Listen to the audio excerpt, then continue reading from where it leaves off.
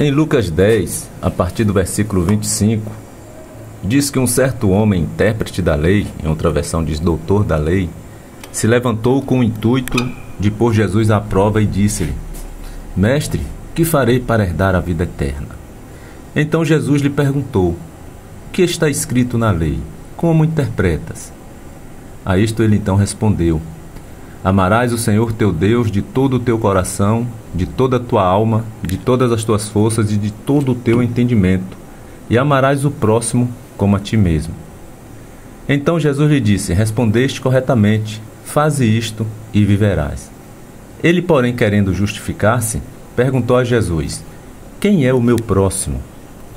Então Jesus prosseguiu dizendo: Certo homem descia de Jerusalém para Jericó e veio a cair em mãos de salteadores, os quais, depois de tudo lhe roubarem, lhe causarem muitos ferimentos, retiraram-se, deixando-o semi-morto. Casualmente descia um sacerdote por aquele mesmo caminho e, vendo-o, passou de largo. Semelhantemente, um levita descia por aquele lugar e, vendo-o também, passou de largo. Certo samaritano que seguia o seu caminho, passou-lhe perto e, vendo-o, compadeceu-se dele. E, chegando-se, pensou-lhes os ferimentos, aplicando-lhes óleo e vinho, e, colocando-o sobre o seu próprio animal, levou-o para uma hospedaria e tratou dele. No dia seguinte, tirou 2 denários e os entregou ao hospedeiro, dizendo: Cuida deste homem, e se alguma coisa gastares a mais, eu te indenizarei quando voltar. Qual destes 3 te parece ter sido o próximo do homem que caiu nas mãos dos salteadores? Respondeu-lhe então o intérprete da lei: O que usou de misericórdia para com ele. Então disse Jesus: Vai e procede tu de igual modo. Olha só, querido, Jesus, ele disse ali para o intérprete da lei: Então vai e procede tu de igual modo. Por que Jesus disse para esse intérprete da lei: Vai e procede tu de igual modo? A gente vai ver claramente ali que o intérprete da lei, ele conhecia as escrituras, mas infelizmente ele não praticava. Era um conhecedor profundo das escrituras, porque ele era um doutor da lei, um mestre da lei, um intérprete, mas ele não praticava aquilo que estava escrito. E não adianta conhecermos tanto a Escritura, conhecermos a Bíblia de Gênesis a Apocalipse, conhecermos a plena vontade de Deus, se não a praticarmos, querido. Não adianta nada você conhecer muito e praticar nada, ou quase pouco. Eu acho que agrada muito mais a Deus você conhecer pouco, mas aquele pouco que você conhece da palavra dele, você colocar em prática. Inclusive lá em Mateus 7, 24... E o versículo 26, Jesus vai dizer assim: Todo aquele, pois, que ouve as minhas palavras e as pratica, será comparado a um homem prudente que edificou a sua casa sobre a rocha. E aí ele continua dizendo, né? Vai vir as enchentes, os rios, o vento, vai dar contra aquela casa e ela não vai cair, porque ela foi construída sobre a rocha. Mas todo aquele, no versículo 26 ele diz: Todo aquele que ouve as minhas palavras e não as pratica será comparado a um homem insensato, que edificou a sua casa sobre a areia, que com certeza, com os vendavais, com as enchentes, o rio, tudo dando contra ela, ela vai cair facilmente. Então não adianta, como eu disse, conhecermos e não praticarmos, né? A palavra de Deus ali está nos mostrando que o intérprete da lei conhecia muito, mas ele não praticava. A gente vai ver no versículo 29 de Lucas 10, que o intérprete da lei ali, ele vai fazer uma pergunta a Jesus para tentar se justificar. Ele vai dizer: Senhor, quem é o meu próximo? E justamente de acordo com a parábola que nós lemos aqui, quem é o nosso próximo? Quem você acha que é o nosso próximo? Porque ali para o judeu, o seu próximo era o outro judeu. Não era outra pessoa, a não ser que fosse da mesma nação, da mesma raça deles. Jamais seria um samaritano. O judeu jamais iria ver um samaritano como seu próximo, porque os judeus, na verdade, eles não se davam com os samaritanos. E por que eles não se davam com os samaritanos? Inclusive você vai ver lá no diálogo de Jesus com a mulher samaritana, em João 4, versículo 9, quando a mulher samaritana vai justamente dizer que os judeus não se davam com os samaritanos. Ela vai dizer assim, a mulher samaritana: como sendo tu judeu, pedes de beber a mim, que sou mulher samaritana? Porque os judeus não se dão com os samaritanos. Essa é a indagação que ela faz para Jesus, como ele sendo judeu está ali conversando com a mulher samaritana, ainda pedindo água para beber. Qual é a origem dos samaritanos? E por que os judeus ali eles não se davam com os samaritanos? Quando o reino foi dividido após o reinado do rei Salomão, até o reinado do rei Salomão era um reino único, né? O rei Saul, depois o rei Davi, depois o rei Salomão. Após o reinado do rei Salomão, o reino foi dividido em dois, sendo que ficou o reino do sul e o reino do norte. O reino do sul ficou conhecido como Judá, formado por 2 tribos, tinha como capital Jerusalém. E o reino do norte ficou conhecido como Israel, tinha 10 tribos e a capital era Samaria. E o reino do norte, queridos, chamado Israel, começou a se misturar ali com outros povos de outras nações. E essas nações adoravam outros deuses. E Judá, o reino do sul, não se misturou com outros povos. Permaneceu a sua linhagem pura, que descendia ali justamente do rei Davi, dos seus antepassados, Abraão, Isaque, Jacó. Então Judá ele não se mistura ali com outros povos e continuou adorando apenas um único Deus, o Deus de Abraão, de Isaque, de Jacó, seus antepassados. E por conta disto e de outras coisas mais, os judeus eles não se relacionavam bem com os samaritanos. O povo de Israel, que teve como capital Samaria, com o passar do tempo, ficaram ali conhecidos como os samaritanos, né? Que ficaram uma raça misturada com outras. E nós vamos ver aqui por que o sacerdote e o levita ali, eles não ajudaram aquele homem que estava ali caído, que foi assaltado por ladrões, por salteadores. Será que eles pensavam que o homem estava morto? Será que esse seria uma das razões pelo qual eles não ajudaram? E a gente vai ver que não. O texto não fala isso, que ele estava morto. Pelo contrário, o texto vai dizer que ele estava quase morto, semi-morto. Então ele não estava morto. Então essa possibilidade é descartada. Será que eles pensaram, por exemplo, que se tratava também ali de um samaritano que estava caído e eles não queriam mexer por ser um samaritano? O texto também não vai falar nada a respeito disso aí. E caso eles tivessem pensado isto, que fosse um samaritano que estava ali caído, ainda assim eles estariam errados. Porque na palavra de Deus você tinha que prestar aquela ajuda ali. Qualquer um que fosse, samaritano ou qualquer um outro, você tinha que amar o seu próximo como a si mesmo. A verdade é que tanto o sacerdote ali como o levita, eles estavam mais preocupados apenas em cumprir o primeiro mandamento. Talvez fosse esse o caso também do intérprete da lei, quando ele questiona a Jesus ali. O intérprete da lei também quis colocar Jesus à prova, fazendo justamente esta pergunta, né? Que farei para herdar a vida eterna? E eu acredito que o mestre da lei também era mais preocupado em cumprir o primeiro mandamento, de amar a Deus de todo o coração, de toda a tua alma, de todas as tuas forças e de todo o teu entendimento, mas não cumpriam o segundo, que era amar o próximo como a si mesmo. Então existem cristãos que a gente vê, pessoas né, no seu dia normal, que têm facilidade mais de cumprir um mandamento do que o outro. Às vezes cumpre com muita facilidade o primeiro, amar a Deus sobre todas as coisas, né, de todo o coração, toda a tua alma, todo o entendimento, mas tem dificuldade de amar o próximo como a si mesmo. Quando você ama a Deus de todo o coração, todo o teu entendimento, você diz não para as propostas do mundo, você diz não para a mentira, você diz não para o ganho ilícito, né? Você recebe um troco a mais, você devolve, você procura andar sempre na verdade, falar a verdade.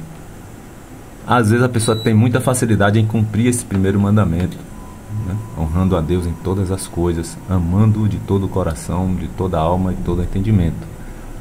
Mas quando fala-se de cumprir o segundo mandamento, que é amar o próximo, muitos têm essa dificuldade de amar o próximo como a si mesmo. E às vezes alguns têm facilidade de cumprir o segundo mandamento, mas não cumpre também o primeiro, né? Que seria o de amar a Deus sobre todas as coisas. Agora, nós devemos, na verdade, estar cumprindo os dois mandamentos, né? Os dois mandamentos. E a gente vai ver aqui com qual dos três homens nós nos identificamos mais. Com qual desses três homens você se identifica mais? Com o sacerdote, o levita ou com o samaritano? Com certeza o doutor da lei ali, o intérprete da lei, ele se identificava mais com o sacerdote e também com o levita, né? Por isso que ele vai tentar se justificar ali diante de Jesus fazendo aquela pergunta: quem é o meu próximo? Muitas vezes nos identificamos mais também com o sacerdote e o levita, queridos. Por que às vezes nos identificamos mais com o sacerdote e com o levita? Não precisa alguém estar ali caído no chão para nós podermos ajudar aquela pessoa.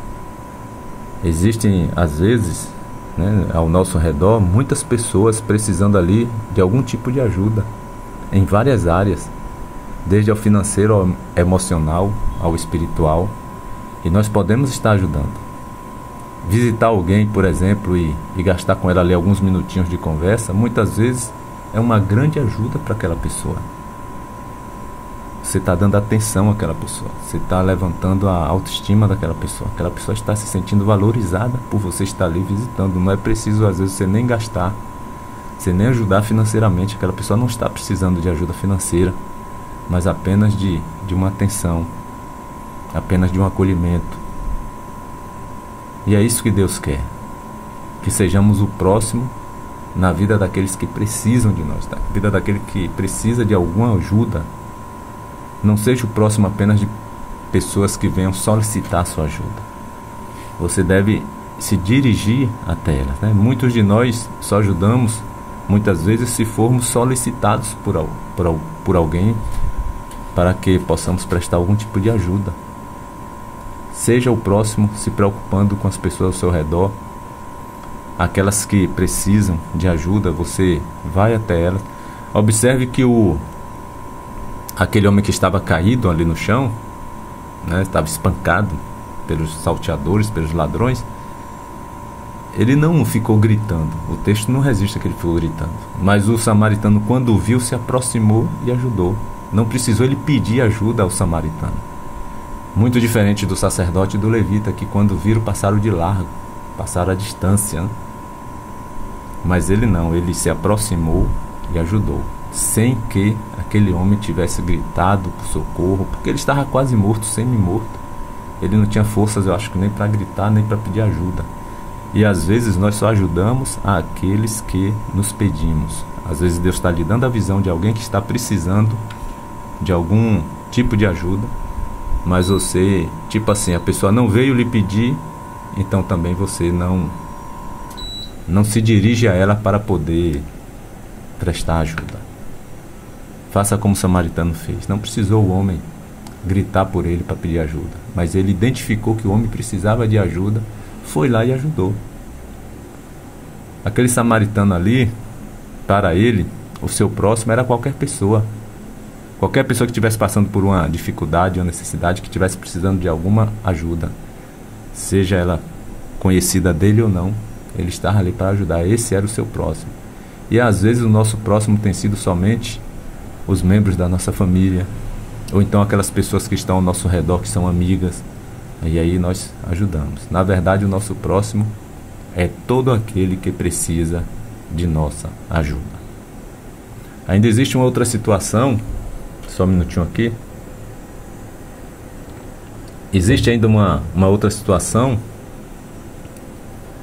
que não devemos, ou então você não seja o próximo apenas na vida daquela pessoa que possa lhe retribuir em algum momento, caso você venha precisar dela. Às vezes é fácil ser o próximo para ajudar aquela pessoa que você sabe que amanhã depois você vai precisar e ela vai lhe ajudar também.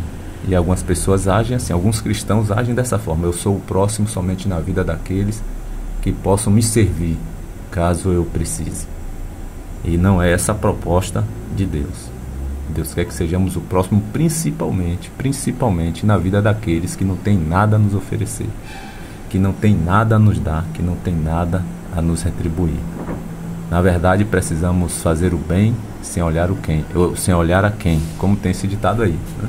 Fazer o bem sem olhar a quem. Gálatas 6, versículo 10 diz: por isso, enquanto tivermos oportunidade, façamos o bem a todos, mas principalmente aos da família da fé. Agora, interessante, por que a Bíblia diz aqui que devemos fazer o bem enquanto tivermos oportunidade? Enquanto tivermos oportunidade, façamos o bem a todos. Por que ela dá essa orientação?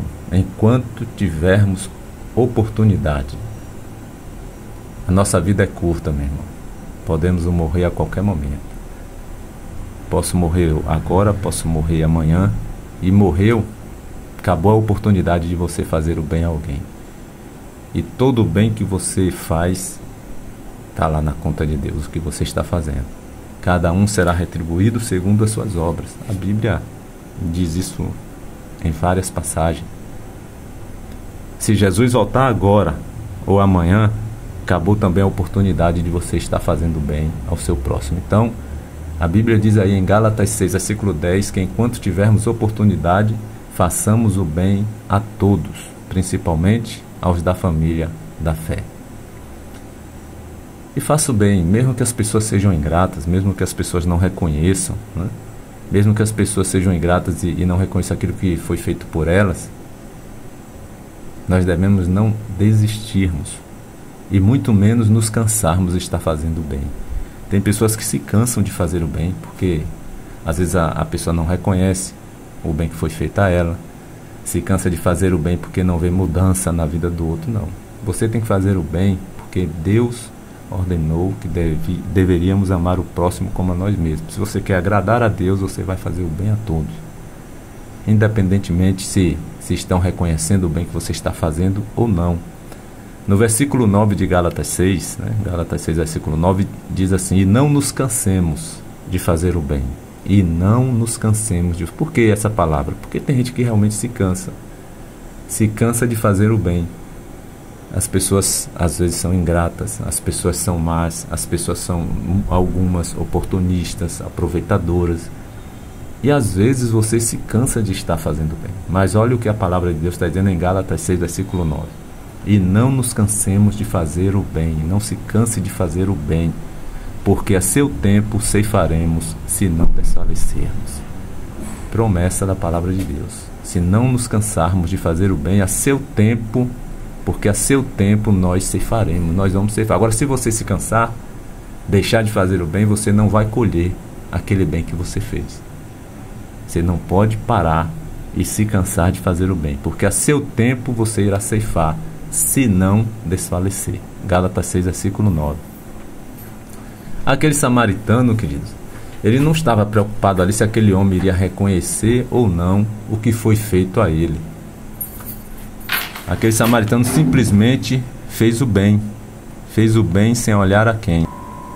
O samaritano ali, ele estava mais preocupado em ajudar e cumprir com isto ali o mandamento de Deus. Era essa a preocupação dele. Ele realmente cumpria a palavra. Ele estava mais preocupado com isto. Então nós devemos também nos preocuparmos com isto, em agradar a Deus. Mesmo se as pessoas forem ingratas, mesmo se as pessoas não reconhecerem o que você está fazendo, não importa. O que importa é que você está mantendo a sua comunhão com Deus, fazendo aquilo que agrada a Deus. Eu sei que muitas vezes a nossa carne, a nossa vontade é de não fazer muitas coisas, porque justamente a carne, ela vai lutar contra os desejos do Espírito, que é para agradar a Deus, o Espírito. E a carne, ela vem na contramão. Então muitas vezes a nossa carne vai dizer não, não faça, não precisa, né? Nós somos tendenciosos ao não, a não fazer nada. Mas faça um esforço, agrade a Deus e você vai ser recompensado por isso.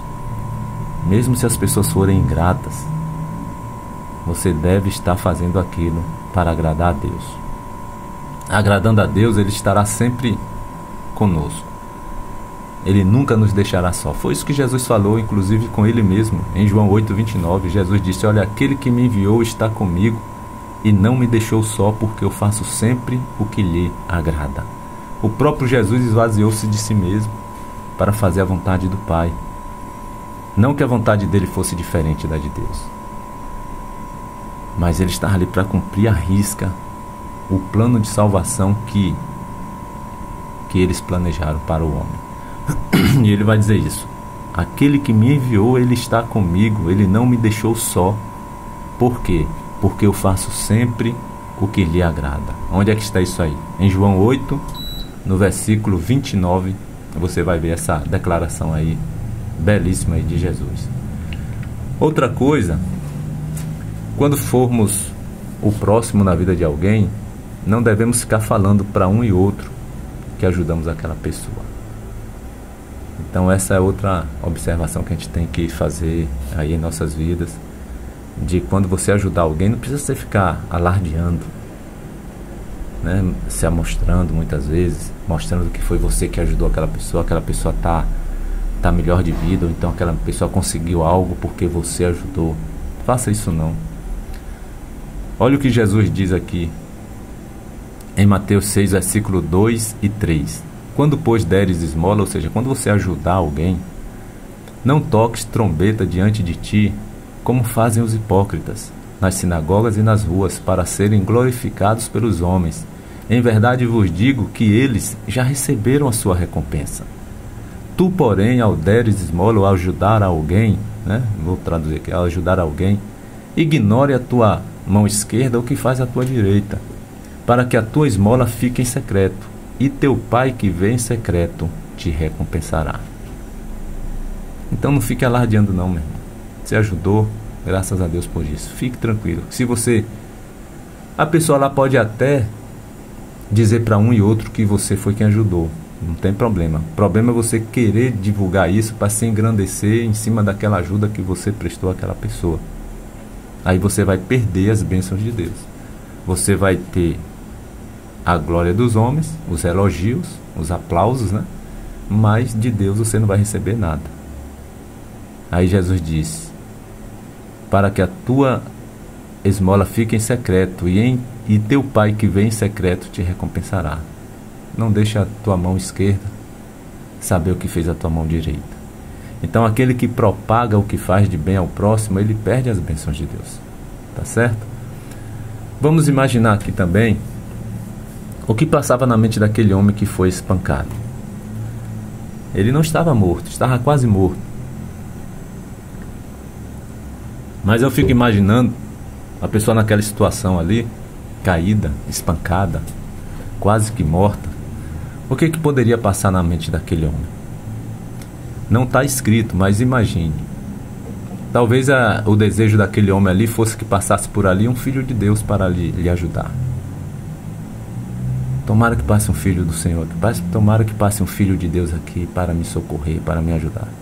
Vamos imaginar, não estou dizendo que isso está escrito não, na Bíblia. Mas imaginemos, aquele homem desejando passar ali um filho de Deus para lhe ajudar, e ele mal sabia que havia passado ali 2 filhos de Deus e não ajudaram.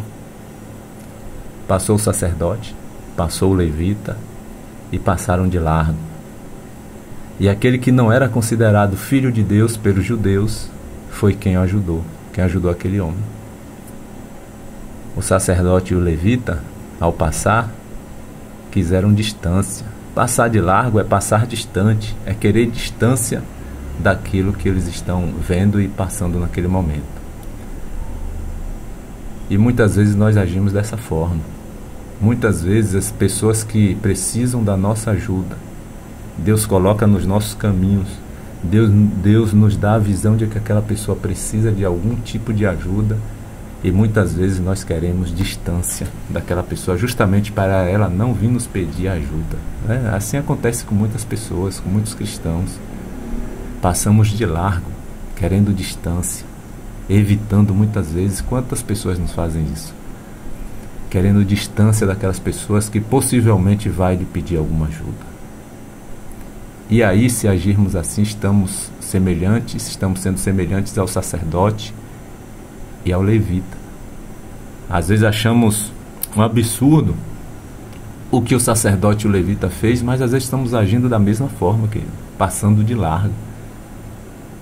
A ajuda que nós podemos prestar a alguém não significa que a pessoa precisa estar lá caída no chão para a gente ir lá socorrer, como foi o caso desse homem que foi assaltado por ladrões. Há vários tipos de ajuda que nós passamos de largo também, passamos à distância da pessoa para não podermos ajudar aquela pessoa. E quantas pessoas estão esperando pelos filhos de Deus em suas vidas, né? Quantas pessoas estão clamando que apareça na vida dela um filho de Deus, uma filha de Deus ali para ajudá-las? Você, como filho de Deus, tem atendido às expectativas dessas pessoas que estão precisando muitas vezes de uma pequena ajuda? A ajuda pode ser em várias áreas. Pode ser contas de luz, de água que estão ali atrasadas. Pode ser um bujão que secou. Pode ser um exame que aquela pessoa tem para fazer e nunca pôde fazer porque nunca teve dinheiro para fazer. Um exame que muitas vezes custa 50, 80, 100, 120 reais, que muitos poderiam chegar ali e ajudar. Que nós não passemos de largo, nós não queiramos distância das pessoas que realmente estão precisando de ajuda. Que você seja o próximo na vida daquele que precisa de sua ajuda. Que você seja o samaritano na vida das pessoas que estão precisando de algum tipo de ajuda. O sacerdote e o levita passaram de largo. Que você possa ser diferente e não venha passar de largo. Deus quer que sejamos felizes, sim, mas renunciando muitas vezes às nossas vontades, os nossos desejos, para estarmos fazendo a vontade dele, que é ser o próximo na vida de outra pessoa. Lucas 14:33, Jesus disse: assim, pois, todo aquele que dentre vós não renuncia a tudo quanto tem, esse não pode ser meu discípulo. E em Lucas 9:23 ele disse: se alguém quiser vir após mim, negue a si mesmo, tome cada um a sua cruz e siga-me. Então, se você quer ser discípulo de Jesus e apenas não membro de uma igreja, porque você pode ser membro de uma igreja e não ser discípulo de Jesus. Você pode fazer parte de uma igreja como instituição, que tem CNPJ, tem paredes, né? Ali está ali presente fisicamente, mas de repente você está lá, mas não está cumprindo a palavra. Você está deixando de ser discípulo. Você não está fazendo renúncias. Tudo que dá vontade de fazer, que a carne quer e deseja, você vai e faz. Seja discípulo. Renuncie tudo aquilo que não agrada a Deus. Então aquele doutor da lei, ele conhecia a palavra, mas não a praticava. Será que não estamos sendo semelhantes a esse doutor da lei, a esse mestre, esse intérprete da lei, que conhecia tanto a palavra, mas não a praticava? Reflita sobre isso, querido. Que você possa, a partir de hoje, ser o próximo que Deus espera que você seja na vida daquele que precisa da sua ajuda. Amém? Que Deus abençoe sua vida. Que Deus abençoe a toda a sua família.